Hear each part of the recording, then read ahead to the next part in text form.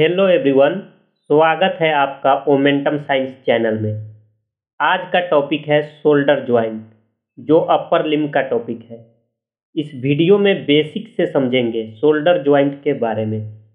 Introduction. It is weak joint. यह एक weak joint है because glenoid cavity is too small and shallow to hold head of humerus. Glenoid cavity small होता है। इसे small होने के कारण ह्यूमरस के हेड को जुड़ने में डिफिकल्टी होती है। इसे डायग्राम से समझते हैं। This is anterolateral view of scapula. This is coracoid process of scapula.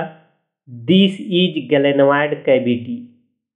This is acromion process of scapula.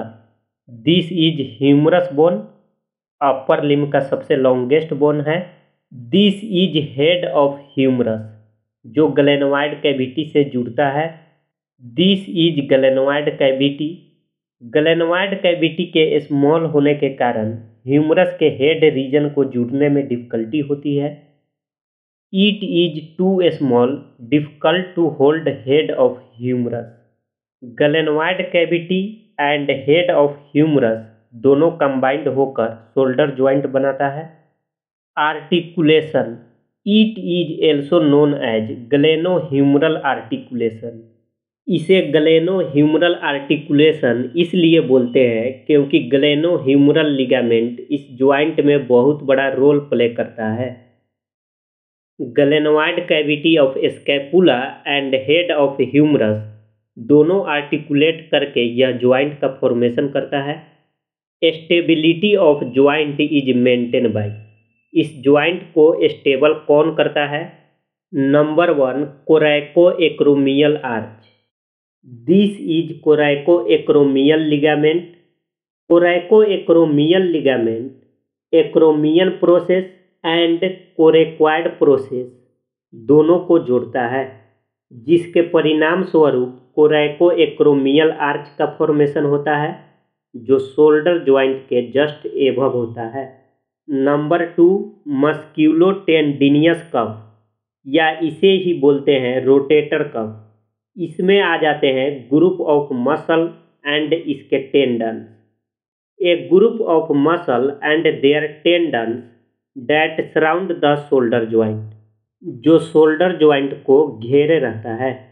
For example, इसमें ये चारों मसल आ जाते हैं: supraspinatus muscle, infraspinatus muscle, teres minor muscle, subscapularis muscle. आप इसे seat से याद रख सकते हैं। Number 3, glenoid labrum. It covers the margin of glenoid cavity. यह ग्लेनोइड कैविटी के चारों तरफ से कवर करता है and increase the depth of glenoid cavity. Glenoid cavity के डेप्थ को बढ़ाता है, मतलब गहराई को बढ़ाता है। ये है मस्क्यूलोटेंडिनियस कफ, जिसे रोटेटर कफ भी बोलते हैं। पहले हम इसके 4 मसल को समझेंगे। Number 1, supraspinatus muscle.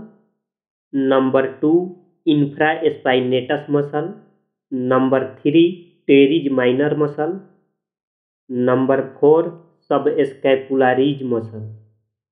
इन चारों मसल के जस्ट इनर एक लिगामेंट प्रेजेंट होता है, जिसे ग्लेनोह्यूमरल लिगामेंट बोलेंगे। इसके सेंटर में प्रेजेंट होता है ग्लेनोइड कैविटी। ग्लेनोइड कैविटी चारों तरफ से एक लेयर से घिरा होता है, जिसे बोलते हैं ग्लेनोइड लैब्रम। सबसे आउटसाइड वाले पार्ट को कहते हैं कोरैकोएक्रोमियल आर्च, और इसके जस्ट इनर बर्सा प्रेजेंट होता है, जिसका नाम है सब acromial bursa. Number 4, ligament. Ligament एक बोन से दूसरे बोन को जोड़ता है। Number 5, bursa. It is lined by synovial membrane. यह साइनोवियल मेम्ब्रेन का बना होता है एंड कंटेन्स साइनोवियल फ्लूइड। इसके पास साइनोवियल फ्लूइड होता है। लिगामेंट, इसमें देखेंगे कौन कौन से लिगामेंट पार्टिसिपेट करता है इस ज्वाइंट में।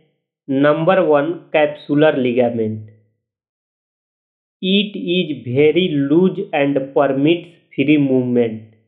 यह लूज होता है और फ्री मूवमेंट कराता है। Capsular ligament inferiorly least support करता है। इसी वजह से इन्फीरियर साइड में शोल्डर ज्वाइंट का डिसलोकेशन देखने को मिलता है। It is least supported inferiorly where dislocations are common. Number 2 coracohumeral ligament.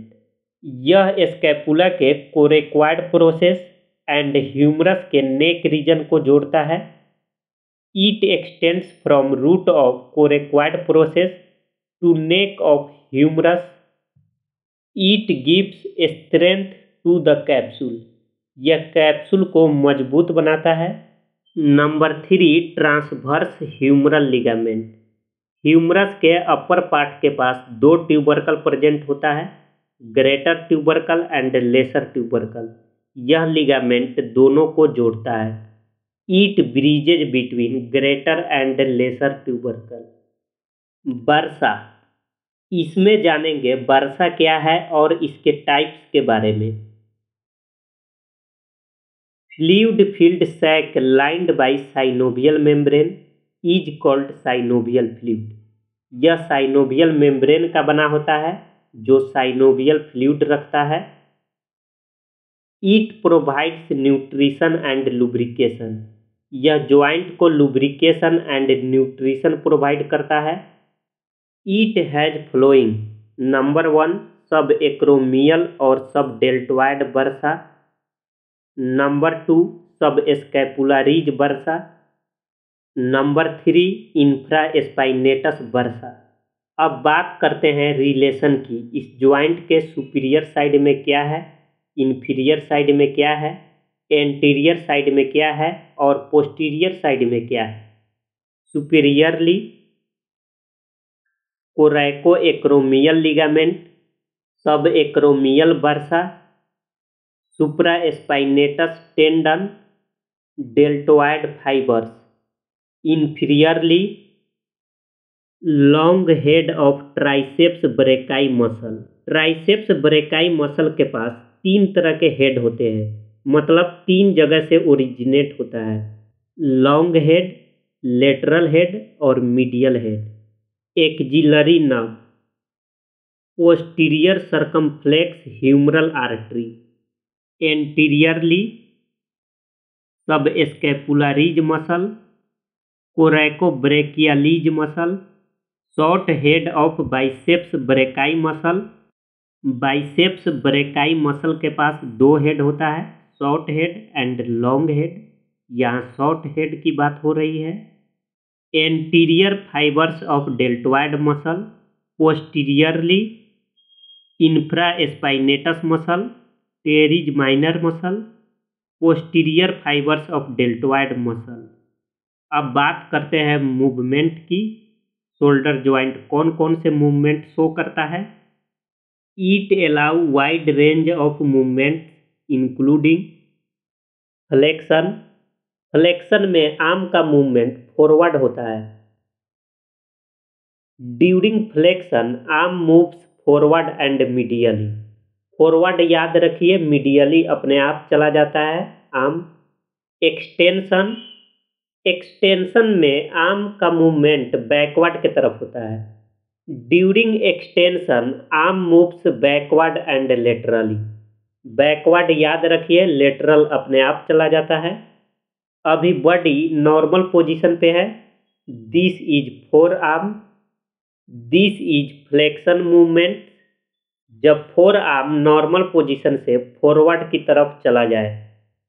Extension movement जब फोर आर्म नॉर्मल पोजीशन से बैकवर्ड की तरफ जाए। एबडक्शन मूवमेंट, इसमें आर्म का मूवमेंट बॉडी से दूर होता है।